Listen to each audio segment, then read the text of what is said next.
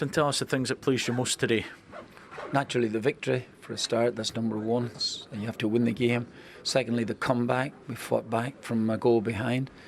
Rangers having their tails up at that stage of the game, and I just thought the whole team, the effort the team put in throughout the game was immense.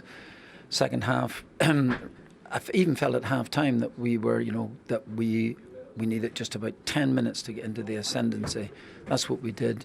We scored the goals at the important moments, great goals as they were as well too, and deserved to win the match. In that first half, when you were trailing, I could see you trying to tell your team to calm down. Was that important at that point? Absolutely.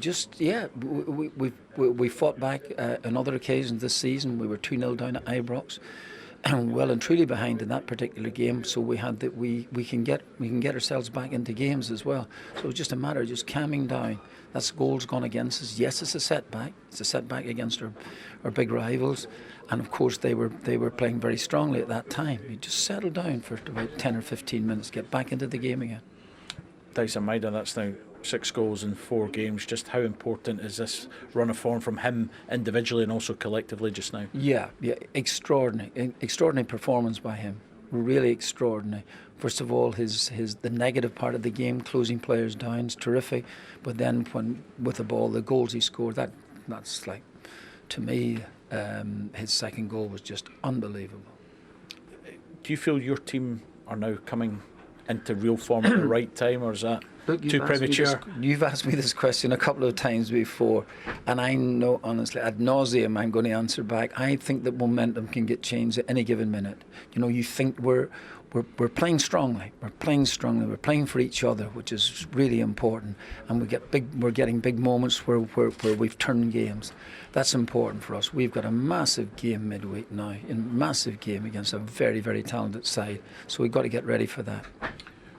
Neil Lennon in the studio, and also you as Celtic manager, have experienced weeks like this before when it does go to the wire. What is going to be important now for this Celtic team that are maybe used to having the league already won at this stage? Yeah, you're absolutely right. In recent years, it's been like that there, but there's been a massive challenge. From Celtic's viewpoint, we have been chasing the whole way.